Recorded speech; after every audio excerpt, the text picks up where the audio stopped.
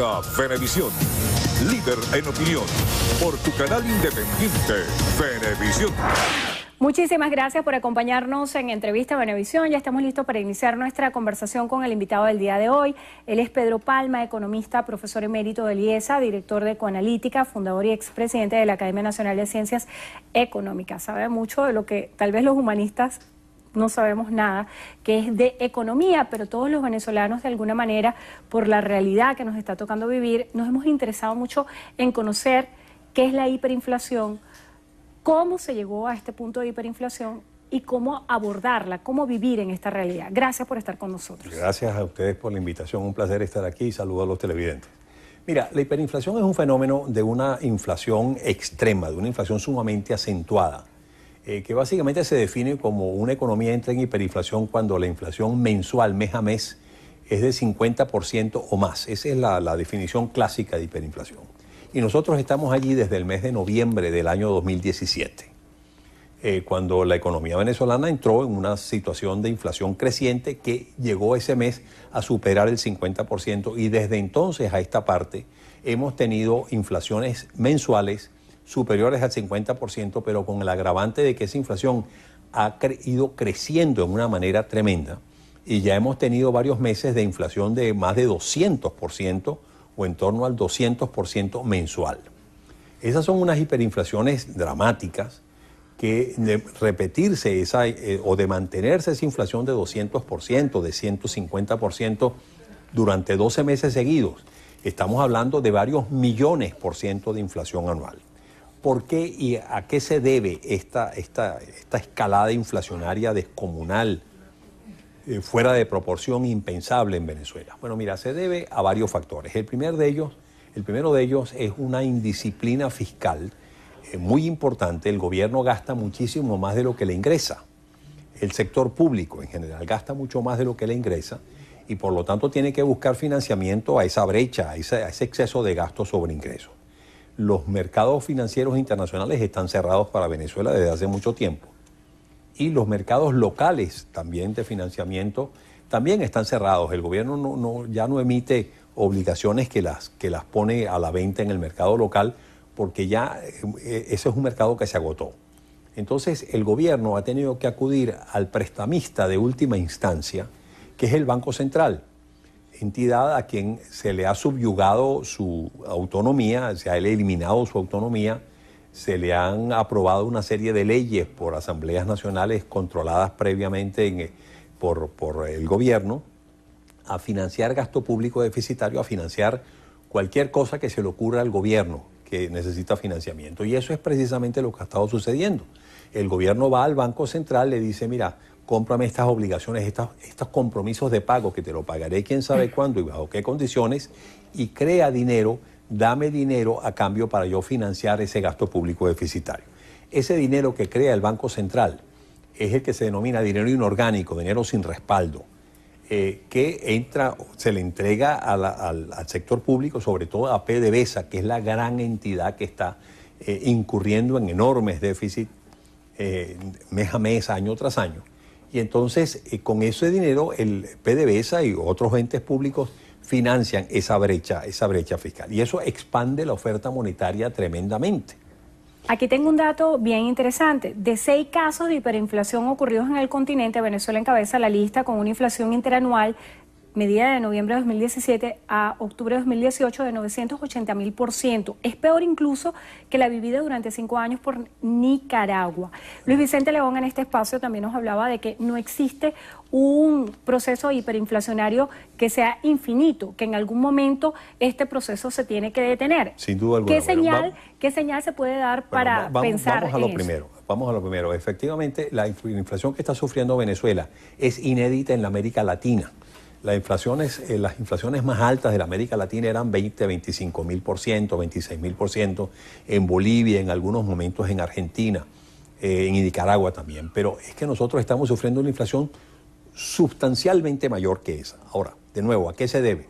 Obviamente esta inyección masiva de dinero sin respaldo por parte del Banco Central, pero cuando ese dinero llega al público, el público va a comprar cosas al mercado y no encuentra qué comprar porque el desabastecimiento y la escasez son dramáticos. ¿Por qué?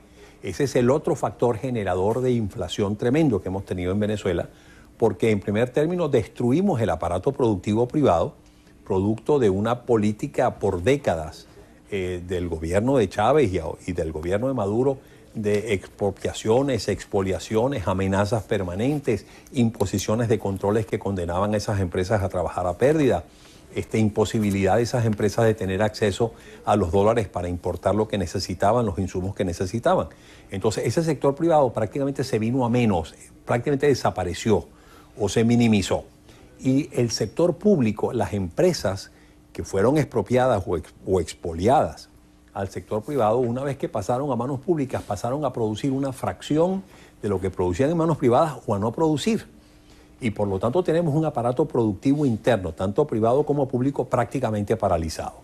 Eso hizo que entonces dependiéramos de las importaciones para poder abastecer el mercado día a día, pero para tú importar necesitas dólares. Y ahí viene otro factor, que es el desplome de la producción de petróleo y de los volúmenes de exportación de petróleo, que es la fuente generadora de dólares en Venezuela. Al prácticamente desaparecer, no hay con qué importar. Entonces, si tú no tienes un aparato productivo interno con qué producir y tampoco tienes dólares con qué importar para suplir al mercado, ¿qué pasa? Que hay una escasez tremenda de productos y por lo tanto esa inyección masiva de dinero no se traduce en otra cosa que en una presión alcista de los precios tremenda, que es lo que explica este proceso hiperinflacionario que estamos sufriendo. El Ejecutivo Nacional y el Gabinete Económico han enfocado en parte de su llamado plan de recuperación económica al petro como protagonista y se están haciendo llamados para que las personas hagan su inversión en petro. ¿Qué responde usted o cuál pudiera ser el análisis que usted hace a esta medida? Bueno, obviamente el petro no es la solución al problema hiperinflacionario ni remotamente. El petro es una moneda creada por el gobierno, una criptomoneda creada por el gobierno que aparentemente se está ofreciendo para que los venezolanos compremos primero los inversionistas extranjeros traigan sus dólares, sus euros, etcétera, para comprar el petro y después también se le está ofreciendo a los venezolanos para que compren petros y ahorren en petro. Eso no tiene sentido. Mira, en procesos hiperinflacionarios quien ahorre pierde, porque el ahorro se transforma en nada en cuestión de pocas semanas. Quien mantenga ahorros en el banco en bolívares, eso se le transforma en nada de la noche a la mañana. Si usted recibe bolívares, salga de una vez al mercado a comprar cosas que preserven el valor. ¿Qué cosas puede comprar? Una casa, un automóvil, una nevera, un horno de microondas, cualquier cosa bien durable que preserve el valor o moneda extranjera que aumente de valor y que le proteja su ahorro. Pero si usted ahorra en bolívares, está condenado a descapitalizarse de la noche a la mañana. Y lo que está ofreciendo el gobierno es, mire, ahorre en petros. Ahorrar en oro, que es otra propuesta que lleva el Ejecutivo. Vamos a ver, puede ser que ahorrar en oro sea una alternativa, pero ahorrar en oro comprando una promesa de que dentro de X tiempo me van a dar a mí un lingotico de oro que yo estoy... mire, yo quiero tener el lingotico de oro en mi mano. O sea, yo quiero comprar oro y con ese oro protegerme. Sí, eso es una alternativa. La compra de oro es una alternativa. La compra de divisas es otra alternativa para protegerse contra la hiperinflación que estamos viviendo. Pero ahorrar en bolívares o ahorrar en petros, en una moneda que yo no sé si después la voy a poder convertir por dólares o la voy a poder convertir por yuanes o por euros. Porque por más que el gobierno me dice, no, en diciembre usted va a poder convertirla. ¿Quién me asegura que los que están comprando petros hoy van a poder convertir los petros por dólares o por yuanes o por euros? La confianza en quién emite eso. ¿Quién va a confiar en el gobierno? Un gobierno que no está pagando la deuda externa, que tiene 7.000 millones de compromisos no cubiertos de deuda externa, que no tiene dólares con qué importar, que ha destruido su aparato, su única fuente generadora de dólares, que es la industria petrolera, que está produciendo cada vez menos y que está exportando cada vez menos. ¿Quién va a confiar en un gobierno que lo que emite es una moneda que se fundamenta en la confianza? Palma, ¿de dónde va a salir esa confianza? La dolarización de la economía, que ha sido alguna de las propuestas planteadas por algunos economistas y que funcionó como modelo económico en Ecuador, ¿es factible en Venezuela? Mira, la dolarización tiene sin duda alguna una ventaja importante, sobre todo en el control de la inflación, que rápidamente genera un desplome de la inflación, porque todo se expresa en dólares y por lo tanto los precios al expresarse en dólares pues hacen que la inflación se paralice. Esa es la gran ventaja de la dolarización, que abate el fenómeno inflacionario de la noche a la mañana. Pero el proceso de la dolarización, por lo que muchos economistas nos oponemos a apoyar ese proceso de dolarización y nos inclinamos por unos procesos también exitosos antiinflacionarios que ya han sido probados en otros países de la América Latina sin caer en la dolarización, es que cuando tú eliminas tu moneda local y todo lo sustituyes por el dólar, se dice que es una camisa de fuerza para los irresponsables, los políticos irresponsables que han manejado y que han creado este caos. Bueno, es una política de fuerza en materia cambiaria, porque tú no puedes devaluar, el dólar tú no lo puedes devaluar. Y eso se puede traducir, sin embargo, en un fenómeno conflictivo cuando tú, por ejemplo, en una economía dependiente del petróleo, como dependemos nosotros, tú tienes un desplome de los precios de exportación, porque automáticamente tus ingresos en divisas se desploman también. Entonces, en esos casos, ¿qué puedes hacer tú? Bueno, si tú tienes instrumentos de política monetaria, de modificación del tipo de cambio, para paliar esa situación de caída de tus ingresos en divisas, tú tienes un instrumento de política económica en tu mano que lo eliminas con una dolarización.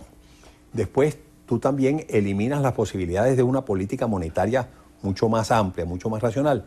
Pero lo que la gente no dice de la dolarización es que esa dolarización no es una camisa de fuerza para el manejo de las finanzas públicas. El gobierno puede seguir gastando mucho más de lo que le ingresa y entonces ir buscando inicialmente endeudarse en dólares para cubrir su déficit.